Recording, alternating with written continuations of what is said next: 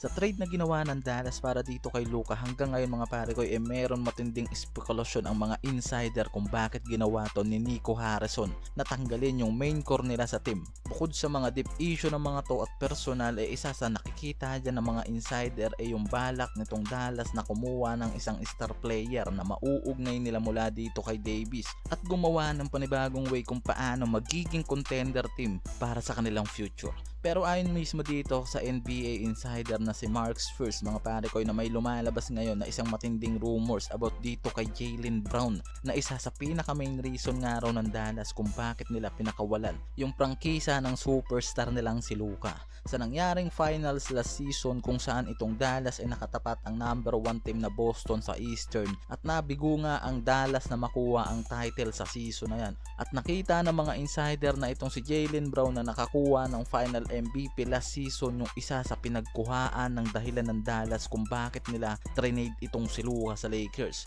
Yung naging performance mismo nitong si Jaylen Brown mula sa opensa yung nakikitang dahilan dyan ng mga NBA insider. Dahil nga hindi nagawang mapigilan nitong si Luka itong si Brown sa nangyaring series game nila sa finals dahil nga sa kawalan ng defensive skills nitong si Luka na mismo ngang naging dahilan nitong Dallas bakit siya pinakawalan ng mga to. Ayon rin yan mismo dito kila Nico Harrison na parang nakikita nga ng mga insider na nagkaroon ng comparison itong Dallas mula sa pagiging core ng dalawang superstar na to sa magkabilaang team. Mula sa opensa at depensa nakikita nilang di hamak na parehong meron itong si Jaylen Brown at nakikita naman nilang wala dito sa superstar nilang si Luka na dahilan kung bakit nga raw sila tinalo ng mga to sa finals at yan mismo yung defensive skill nitong si Brown yung naging dahilan kung bakit napigilan yung offensive depth nitong si Luka sa finals.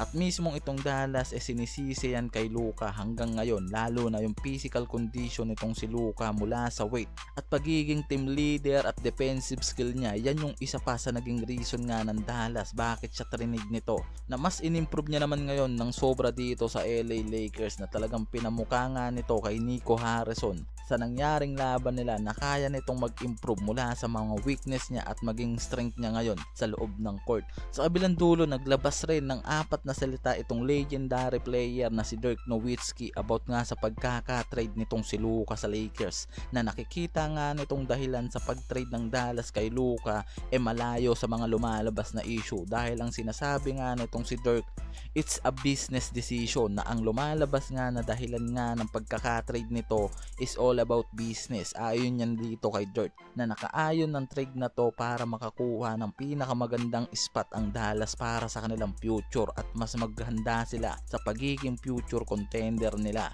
Sa madaling salita mga pare ko, ang trade na nangyari dito kay Luka sa Dallas ay isang hakbang na nakabatay nga raw sa negosyo at strategy na gagawin nitong Dallas sa kanilang future. Dahil ang nakikita nga na maaaring gawing hakbang nitong Dallas ay gumawa ng panibagong way sa pagiging contender nila at tinapos na nila biglaan ang era nitong si Luka after ng 7 years nitong paglalaro sa team. Dahil sa 7 taon na yan isang beses nga lang raw nito napasok sa finals ang Dallas at nabigo pa sila after na talunin nitong Boston Celtics. Sa nangyaring laban ng Dallas at Lakers, una ring nakaharap nitong si Luka ang former team niya na Dallas dyan. Sa laban na yan niya nakuha yung first triple-double niya sa Lakers matapos na matrade. Parang pinamukha nga sa buong GM ng Dallas na magsisi kayo sa ginawa niyong trade. Dahil gumawa lang naman itong si Luka ng 19.6 out of 7 shooting at 15 rebounds kasama ang 11 assists at merong 3 steals and 2 blocks sa game. Na nagpakita nga talaga itong si Luka ng very aggressive pagdating sa defensive play na isa nga sa pinakadahilan ng Dallas bakit siya trinid nito sa Lakers. At ngayon nga maraming fans ang nagsasabi na pinamukha talaga ni Luka dito kila Harrison na kaya nitong pagsabayin sa game yung opensa at depensang pina-improve niya ngayon sa Lakers. Mula sa defensive weak nito mas pinalakas niya ngayon yan at in-improve sa Lakers. Nalitaw talaga yung improvement niya pagdating sa defensive skill na mas napapakinabangan na ngayon nitong LA Lakers.